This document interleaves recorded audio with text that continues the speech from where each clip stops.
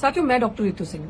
बहरहाल हम लोगों को सोशल मीडिया पे बहुत पहले ही जुड़ जाना चाहिए था, लेकिन खैर वक्त ने जब इजाजत दी, आप सबके सामने चुनावी माहौल के बाद चुनावी नतीजे 4 जून को आपने उसका प्रमाण देखा और इसके सामने एक बहुत बड़ी साजिश जो खुल के नजर आई।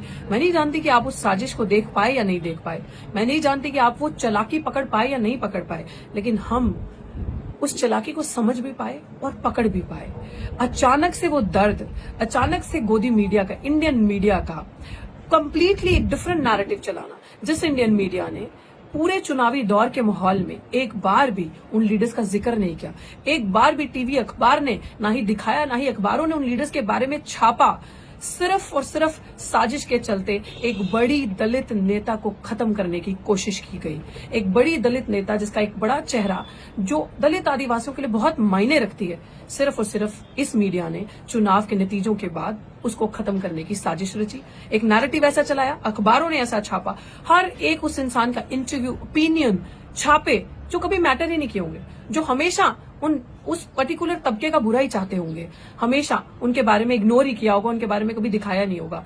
एक बड़ी दलित नेता को मिटाने के लिए, खत्म करने के लिए साजिश रची गई। और मेरा ये मानना है, और तमाम वो लोग जिनके बीच में आज ये बात रख रही हूँ, तमाम वो लोग जो दलित, आदिवासी, पिछड़ा समाज, माइनॉरिटीज, मुस्लिम, क्रिश्चियन, दलित, बौद्ध, ये एक जो बहुसंख्यक तबका बनता है, मैं इनके बारे बीच में ये बात रख रही हूँ। मुझे लगता है आप मेरी बात को काफी हद तक समझोगे। मैं ये बात का एहसास दिलाना आपको क्यों जरूरी है कि इंडियन मीडिया और इंडियन पॉलिटिक्स खास करके अगर मैं बात करूं तो एक दलित बहुजन राजनीति के बिना अधूरी है, और एक दलित लीडर के बिना, ट्रू लीडरशिप के बिना इंडियन पॉलिटिक्स कभी सर्वाइव ही नहीं कर सकती और कभी चल ही नहीं सकती, जो उनके हकों की बात करता हो। और इंडियन मीडिया ने आपको क्या दिखाया? अपने दिल पे हाथ रखिए और पूछिए अपने आप से कि इंडियन मीडिया ने पिछले 3 महीनों से जब से ये चुनावी माहौल बना है, सिर्फ आपको 2 चेहरे दिखाए और 2 विकल्प दिखाए, नरेंद्र मोदी वर्सेस राहुल गांधी। सिर्फ ये 2 चीजें करके दिखाई। कभी इन्होंने बात ही नहीं की बहन कुमारी मायावती जी की, कभी इन्होंने बहुजन समाज पार्टी की बात ही नहीं करी। और मुझे एक बात आप बताएं, मैं उस समाज से, उन लोगों से ये चीज पूछना चाहती हूँ जो आज ब्लेम गेम खेल रहे हैं कि हम लोग हार गए चुनाव, बीएसपी की वजह से 16 सीटें बीजेपी ले गई। तो मुझे एक बात बताओ भाई, ठेका लिया है क्या? डेमोक्रेसी है, डेमोक्रेटिक कंट्री है वो। इस डेमोक्रेसी में एक नेशनल पार्टी सभी की सभी, पूरी की पूरी यूपी की सीटों पे चुनाव लड़ेगी, और जब देश में चुनाव होगा तो पूरे देश में अपने दम पे चुनाव लड़ा जाएगा।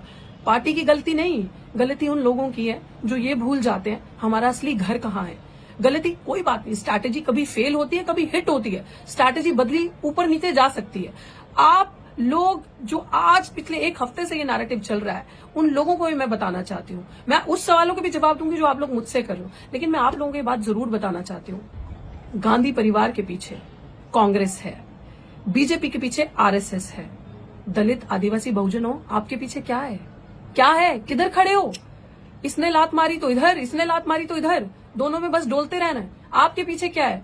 और जो लोग मेरी बात समझ पाए, बहुजन समाज अगर मेरे को देख रहा है और मेरी बात सुन रहा है, समझ पा रहा है, तो आपके पीछे सिर्फ और सिर्फ मात्र एक विकल्प, आपकी अपनी पार्टी, बहुजन समाज पार्टी, जो एक विचारधारा पे आधारित पार्टी है, जिसके पास विचार है, जिसके पास आइडियोलॉजी है, जो सिद्धांतों पे कायम पार्टी है, जो किसी का बुरा नहीं करेगी, जो छल कपट जाति के नाम पे लोगों के साथ अत्याचार नहीं करेगी, जो किसी का हक नहीं खाएगी, जो आपके साथ खड़ी होगी। आप बहन कुमारी मायावती जी पे बात करते हैं, आप उन पे लांछन लगाते हैं, आप उनको बताते हैं कि वो सड़कों पे नहीं आती, तो ठीक है।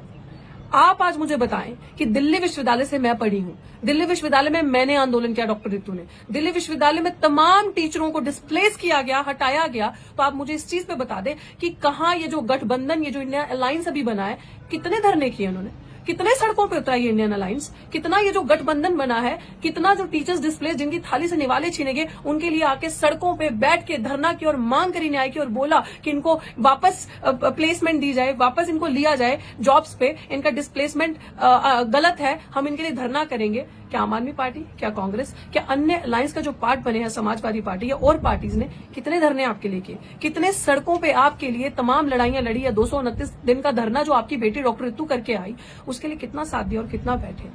बहुत आसान होता है कि जब आपका कोई लीडर बैठा है ऊंची पदवी पे, क्योंकि वो दलित समाज से, क्योंकि उन्होंने सब सहा है और वो महिला है, बहुत ईजी होता है पानी उस तरफ गिरना जहां ढलान है, लांछन लगाना, ये बहुत आसान है ये काम करना। लेकिन आप याद करें वो दौर, और डॉक्टर रितु से आप ये पूछते हैं कि ऐसे तमाम अभी मैं कमेंट्स के स्क्रीनशॉट्स डालूंगी, आप जरूर देखिएगा। मुझे लोगों ने ये सवाल किया कि लीडर तो आप बहुत अच्छी हैं, बहुत अच्छा काम किया आपने, बहुत अच्छा डिसीजन लिया पॉलिटिक्स करने का और पॉलिटिक्स ज्वाइन करने का और चुनाव लड़ने का, लेकिन पार्टी बहुत गलत चूज करी। मतलब आप जानते भी हैं मुझे आपके वेरिफिकेशन की वैलिडेशन की जरूरत नहीं है, एंड यू आर सेइंग कि we use to follow you. Please don't follow me, क्योंकि आप मेरे सिद्धांत, आप मेरे विचार कभी नहीं समझ सकते, आप उन चीजों को, उस दर्द को कभी नहीं समझ सकते। डॉक्टर ऋतु ने जो स्टैंड 10 साल पहले से जब से संघर्ष करिए जो लिया था, आज भी उसी स्टैंड पे खड़ी है, आज भी वो स्टैंड कायम है, आज भी वो विचारधारा, वो अम्बेडकरवादी, वो समानता की, स्वतंत्रता से पहले जो समानता की बात करता हो, जो सिद्धांतों पर चलने का, जो सर ना झुकाता हो, जो हर एक को उसके राइट्स के अधिकारों की बात करता हो, आज भी उन सिद्धांतों पर खड़ी है। अगर किसान का आंदोलन चल रहा था तो किसान मजदूर का नारा लगा के बुलंद आवाज थे, उनकी आवाज बनी।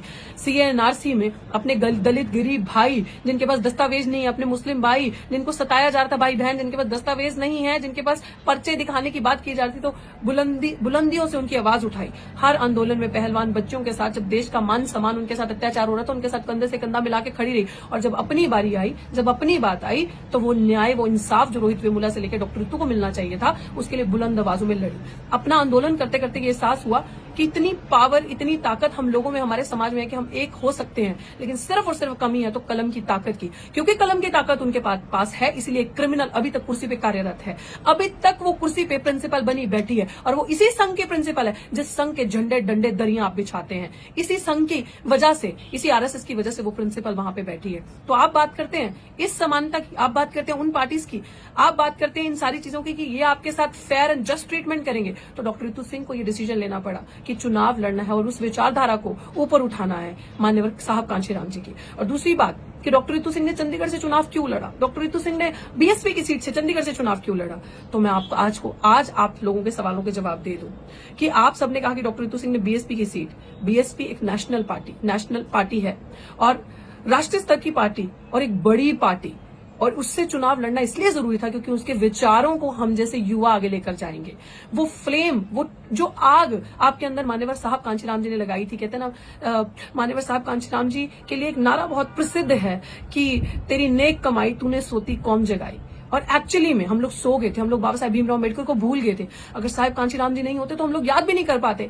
वो सिख, वो पंजाब का पंजाबी, दलित, सिख, जट समाज के हो चाहे वो किसी भी समाज के, वो याद रखेंगे मान्यवर साहब जब चले थे रस्ते पे चुनावी दौड़ में सबको एक करने, SC ST OBC माइनॉरिटीज तबके को, दबे कुचले तबके को एक करने, तो उन्होंने कहा था कि मेरा मैनिफेस्टो, पत्रकारों ने पूछा क्या है, तो उन्होंने कहा साहिब श्री गुरु ग्रंथ साहिब मेरा मैनिफेस्टो है, क्योंकि वही एक ग्रंथ ऐसा है जो छल कपट, जो ऊंच नीच नहीं करता। और इसी के सिद्धांतों पे मान्यवर साहब की बहुजन समाज पार्टी बनी थी, और उन्हीं सिद्धांतों को, उसी लेगेसी को, जिसको बहन कुमारी मायावती जी एक जो सबसे बड़ा नारीवाद का चेहरा बन के उभरी और वो उसको आगे लेकर चली, आज वो लेगेसी हमें आगे लेकर जानी। आज शुक्र मनाओ कि आपके सरमाए, सिर पे हाथ रखने वाला कोई जीवित है। जब चला जाता है इंसान दुनिया से ना, तो आप कहते हो इंसान अच्छा था। जब बाबा साहेब चले गए तो उनको याद किया, आज रोते हैं कि काश थोड़ा और जी लिए होते। जब मान्यवर साहब कांशीराम नहीं रहे तो लोगों को उनकी कही बातें, उनकी सुनी बातें याद आई और उनका होना जिंदगी में याद आया। शर्म करो, आज बहन जी आपके सर पे हैं, आज आपके सर पे हाथ है, लोगों को उस चीज का डर है कि आपका सरमाया आपके सर पे है, तो उस चीज की वैल्यू करो, उस चीज को इतना क्रिटिसाइज मत करो, मत उनकी पिच पे उनके रूल्स के हिसाब से मैच खेलो, मत खेलो। आपको लगता है ये वही लोग हैं, इन लोगों ने कभी आपका रिजर्वेशन प्रॉपर इंप्लीमेंट नहीं किया। बता दीजिए, इतनी सारी यूनिवर्सिटीज हैं, कितनी यूनिवर्सिटीज में, कितनी प्रसिद्ध यूनिवर्सिटीज में आपके वाइस चांसलर्स हैं, SC ST OBC माइनॉरिटीज के कितने वाइस चांसलर्स हैं, कितने वाइस चांसलर दलित समाज से, OBC समाज से, कितने प्रिंसिपल्स हैं आपके। तो ये सारी चीजें क्यों, मतलब I would want to believe Congress with all due respect कि वो दलित हितैषी है। I would want to believe कि समाजवादी पार्टी दलित बहुजन हितैषी है। I would want to believe कि जो बड़ी बड़ी बाबा साहेब के फोटोज, पुतले बड़े बड़े लगाने वाले आम आदमी पार्टी ये बाबा साहेब के अनुयायियों की बात करेगी। विश्वास करना चाहती हूँ, लेकिन their action speaks louder than the words. Literally कि उनकी जो करनी है, कार्यशैली है, उसमें दूर दूर तक कहीं नजर नहीं आता। हमें दफ्तरों के ऊपर अंदर अंबेडकर की पुस्तकें, अंबेडकर की बड़ी बड़ी तस्वीरें नहीं चाहिए। हमें उन दफ्तरों की कुर्सियों पर अंबेडकर के अनुयायी चाहिए, वो लोग चाहिए जिनके हाथों से उनके महापुरुषों ने कलम पकड़ाई थी। आज उनके हाथों से आपने कलम छीनकर उनके हाथों में दोबारा आपने झाड़ू पकड़ा दिया। और मैं सच बताऊं, हम लोग जो एक्टिविस्ट हैं, हम लोगों की वजह से आज मजबूरी बन गई इन लोगों को दलित, आदिवासी और अंबेडकर के बारे में बात करने की, बहुजन समाज के बारे में, जातिगत जनगणना के बारे में बात करने की इनकी मजबूरी बन गई। हम लोगों ने वो पर्चे झेले, हम लोगों ने वो डंडे, वो लाठी, पुलिस की वो डिटेंशन होना, वो डिटेन होना, वो जेलें हम लोगों ने झेली हैं। हम लोग जेलों तक पहुंचे आंदोलन करके, जिसमें हमने दलित आंदोलनों की बात करी, जिसमें हमने रिजर्वेशन को प्रॉपर इंप्लीमेंटेशन की बात की, SC/ST एक्ट के डिल्यूट हो रहा था उसको बचाने की बात करी, रोस्टर मूवमेंट लड़ा हमने, इस तरीके के बड़े बड़े एब्जॉर्प्शन मूवमेंट लड़े। जब हमने ऐतिहासिक मूवमेंट्स जब लड़े, आंदोलन को सड़कों पर जीवित रखा, उस वजह से सरकारों को एहसास हुआ कि कितना जरूरी है इंडियन पॉलिटिक्स में दलित बहुजनों की बात करना और दलित लीडर्स को जिंदा रखना। इसी वजह से आज वो अंबेडकर के पुतले लेके, अंबेडकर की तस्वीरें लेके और संविधान की किताब को लेके सर पे लगाने का दिखावा करना, ये सारी चीजें करने पे मजबूर हो गए। आज चुनाव के टाइम पे वोट बीजेपी ने सावरकर के नाम पे नहीं मांगे, हेलगवार के नाम पे नहीं मांगे। आज चुनावी दौड़ में अगर उन्होंने वोट मांगे बीजेपी ने, तो संविधान के नाम पे मांगे, संविधान को आगे दिखा के मांगे। कांग्रेस ने वोट अब संविधान की पूरी पब्लिसिटी करके, संविधान को हाथ में पकड़ के संविधान के नाम पे मांगे। उन्होंने गांधी के नाम पे वोट नहीं मांगे। उन्होंने समाजवादी पार्टी ने संविधान के नाम पे वोट मांगे। आम आदमी पार्टी ने बाबा साहेब की बड़ी बड़ी तस्वीरें दफ्तरों में लगाकर, भगत सिंह जी की तस्वीरें दफ्तरों में लगाकर उन पे वोट मांगे और किसी पे वोट नहीं मांगे। तो इसलिए ये बहुत जरूरी है आप सबको समझना कि अगर हम जैसे लोग जीवित नहीं होंगे, हम जैसे लोग जो आंदोलन करते हैं, जो अपना विरोध दर्ज करवाते हैं, अगर हम लोग ये डिसेंट की आवाज अगर जीवित नहीं होगी तो आपका नाम नहीं होगा। आप लोगों को शुक्रगुजार होना चाहिए कि हम जैसे लोग जीवित हैं, जो आवाज उठाते हैं, हम जैसे लोग हिम्मत रखते हैं कि चुनाव लड़के संसद में पहुंचने की। और मेरा अंत में आप सबको यही कहना है कि शेर घायल हुआ है, मरा नहीं है, और बहन जी का कमबैक बहुत स्ट्रांग होगा, ये मैं दावा करती हूं। और मैं जिन लोगों ने आज सिर्फ और सिर्फ इसके नाम पे वोट दिए हैं, इंडियन अलायंस को, ये सोचकर कि हमने सिर्फ बीजेपी को हराना है तो हमें वोट गठबंधन को देने हैं, उन लोगों को एहसास होना चाहिए और आज देखना चाहिए। तो क्या गठबंधन जीत गया? आज भी नरेंद्र मोदी ने अपनी सरकार बना ली, गठबंधन नहीं जीता, 5 साल और पीछे हो गए। जिन SC/ST OBC एम्प्लॉयज ने ये सोचकर कि हमें पुरानी ओल्ड पेंशन स्कीम लागू हो जाएगी, 60 से 62 हो जाएगा दोबारा से वो चीजें एज, तो क्या गठबंधन जीत गया? तब भी सरकार नहीं बना पाए। इसीलिए ये चीज ध्यान में रखें कि कोई भी बड़े दलित नेता के बिना सरकार बनाना बहुत मुश्किल है। तो खैर, आप लोगों को मेरा यही समझाने का तरीका था, बताने की बात थी कि आप लोग वापस आ जाएं अपने घर में। इज्जत, मान, सम्मान कहीं है, आपके पीछे कोई मजबूत बैक है तो वो बहुजन समाज पार्टी की है। वो आइडियोलॉजी, विचारों पे बेस्ड पार्टी है। तो आप लोग वापस जब अगले चुनाव आए तो अपनी पार्टी को मजबूत करें, जो आपके लिए लड़ेगी, जो आपको सब कुछ, आपके हक दिलवाएगी, चाहे वो प्रमोशन में हो, चाहे वो वाइस चांसलर, प्रिंसिपल बनाने तक हो, चाहे IAS ऑफिसर, DC, कलेक्टर बनाने तक हो, नेता बनाने तक हो, तो वो काम आपकी अपनी पार्टी करेगी जिसके पास विचार हैं। और क्या आज जो लोग ये इल्जाम लगा रहे हैं कि बहुजन समाज पार्टी ने अलायंस नहीं किया, इसी वजह से इंडिया गठबंधन हारा, तो क्या गारंटी है कि इंडिया गठबंधन जो भी गठबंधन बन के बैठा है उसके नेता वही कायम दायम रहेंगे? क्या गारंटी है वो छोड़ के नहीं जाएंगे? यही गठबंधन पंजाब में एक दूसरे के सामने लड़ रहा है, अगेंस्ट लड़ रहा है, और चंडीगढ़ में और राज्यों में, दिल्ली में एक दूसरे के साथ हाथ मिला के लड़ रहा है। ये गठबंधन नहीं, मैंने कहा ये ठग बंधन है। और मैं कांग्रेस की अच्छी बात आपको ये भी बता दूं, जिस तरीके से डॉक्टर, आपने बाकी सारे देखे, 16 सीटों पे चुनाव देखा, 16 सीटें, तो बाकी जो 31-32 सीटें गठबंधन जीता है, तो वो फिर हमारी वजह से तो जीता, वो उसका श्रेय तो हमें जाना चाहिए। और डॉक्टर रितु को प्लेस करके बहुजन समाज पार्टी ने, जो चंडीगढ़ में, जहां सबसे बड़ी धांधली हुई, चंडीगढ़ में भाजपा की सरकार, सेंटर में भाजपा की सरकार, अभी विनिंग पार्टी जो थी चंडीगढ़ में वो बीजेपी की, और जो मेयर इलेक्शन में आपने घपले देखे वो प्रमाण आप सबने देखा। वहां पे बहुजन समाज पार्टी का अगर कैंडिडेट नहीं होता, डॉक्टर रितु चुनाव नहीं लड़ती, तो फिर से बीजेपी आती, बीजेपी फिर से अपनी सरकार, अपना कैंडिडेट वहां से जिता के ले जाती। लेकिन हमने जो ऐतिहासिक जीत वहां से एक किस्म से दर्ज करी, बीजेपी को हरा के, वो काम हमने किया। लेकिन वहां पे भी इनके सांसद, जो इनके कैंडिडेट जो वहां से खड़े थे कांग्रेस के, उन्होंने भी हम पे लांछन लगाए, उन्होंने भी हमें बी टीम बताया। मतलब जो अकेले अपने दम पे लड़ेगा, या तो वो बीजेपी की बी टीम है, या तो वो किसी XYZ पार्टी की बी टीम है, या तो वो RSS का संगठन से हो गया जो अपने दम पे बात करेगा। मैं आपको वो पोस्ट और वो वीडियो शेयर करूंगी कि कांग्रेस के नेता जो कैंडिडेट वहां से खड़े थे कितनी ओछी राजनीति पे, कितनी ओछी हरकतों पे आ गए कि उनके IT सेल ने, जब मैंने उनसे डिबेट के लिए ओपन चैलेंज एक्सेप्ट किया तो उनके IT सेल ने मेरे लिए इतनी गंदी वीडियो बनाई और कुछ पोस्ट डाले। ये वीडियो लंबी है, जरूर देखिएगा, और ये वीडियो देखिएगा कि कांग्रेस एक दलित बहुजनों को नीचे गिराने के लिए किस हद तक गिर सकती है और इनके नेता किस हद तक, कांग्रेस के नेता गिर सकते हैं। क्योंकि मैंने आपसे सवाल किया और आपके पास सवाल के जवाब नहीं थे। मैंने आपसे पूछा कि ये दोहरा चरित्र कांग्रेस का कैसे, कि आप एक तरफ संविधान को हाथ में लेके चल रहे हैं अम्बेडकर का, और दूसरी तरफ अम्बेडकर के दिए हुए गरीब समाज के रिजर्वेशन को चैलेंज करके बोलते हैं कि आर्थिक तौर पर होना चाहिए, रिवाइज होना चाहिए, उसका जो बेसिस है वो कास्ट और क्रीड, जाति और नस्ल के आधार पर नहीं होना चाहिए। जो मैंने सवाल पूछा आपके पास जवाब नहीं थे।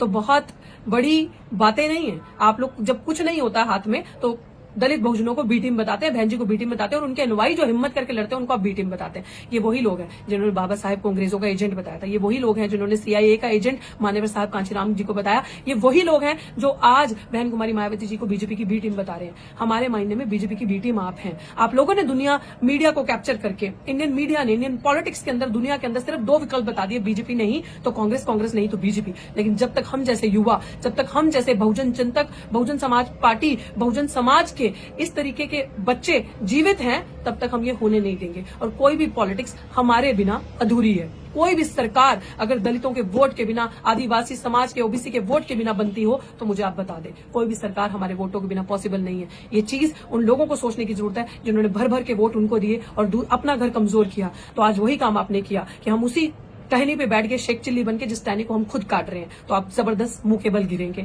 अभी भी वक्त है, और घर वापसी करें और अपनी पार्टी को मजबूत करें, अपने विचारों को मजबूत करें। मान्यवर साहब कांचीराम जी को झुठलाएं ना, बाबा साहब भीमराव अम्बेडकर को झुठलाएं ना, और दूर से बैठे ख्वाब ना देखें। वो लोग आपके लिए सड़कों पे जो नहीं आते, वो लोग आपके लिए और आपके संविधान के लिए क्या लड़ेंगे। आप लोगों ने संविधान की लड़ाई लड़ने की बेड़ा उठाया, उन लोगों ने संविधान की मार्केटिंग करके, पूरा नैरेटिव सेट करके आपके हाथ से वो कमान छीन ली और मार्केटिंग करके संविधान के नाम पे वोट लेके सरकार बनाने की कोशिश करी, और एक ने तो बना भी ली। तो इसलिए जब तक आपका राज नहीं आएगा तब तक आप यूं ही फुटबॉल बनके एक लात मारेगा तो दूसरी तरफ, दूसरे ने लात मारी तो दूसरी तरफ, यही होता रहेगा। और मेरा डॉक्टर रितु का आपको यही कहना है कि जो लोग ये कहते हैं कि we used to follow you, हम आपको फॉलो करते थे और हम आज हम आपके इस डिसीजन से खुश नहीं हैं कि चंडीगढ़ ही क्यों, मेरी ड्यूटी मेरी पार्टी ने जहां लगाई मैंने बखूबी से निभाई, और मैं अभी भी अपने सिद्धांतों पे कायम हूं कि इन फ्यूचर भी जहां पे भी मेरी ड्यूटी लगाई जाएगी मैं उसी तरीके से फ्लैग लेके अपने बहुजन संघर्षों का इसी तरीके से आगे बढ़ती जाऊंगी और चलती जाऊंगी, न झुकूंगी न हारूंगी,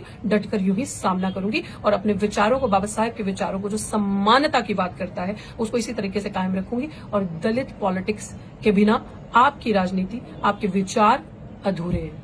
और मैं इसी शब्दों के साथ आप सबको ये कहना चाहती हूँ कि वीडियो को जरूर देखें, वीडियो को अंत तक देखें, वीडियो को शेयर करें ताकि ये इंपॉर्टेंट मैसेज लोगों तक जाए, और खासकर उन लोगों तक जाए जिन्होंने पिछले 1 हफ्ते से बहन जी के बारे में, बहुजन समाज पार्टी के बारे में क्या क्या नहीं बोला। वो एक बड़ी नेता है समाज की और वो जानती हैं, और बहुत अच्छे से मैं उम्मीद करती हूँ कि वो भी एक कमबैक जिसे कहते हैं ना, स्ट्रॉन्गर देन द सेटबैक, वो वाली चीज होने वाली है। और जब तक हम जैसे लोग जीवित हैं, आप बहुजन राजनीति और इंडियन पॉलिटिक्स में नया दौड़ और नया मोड़ देखेंगे। शुक्रिया।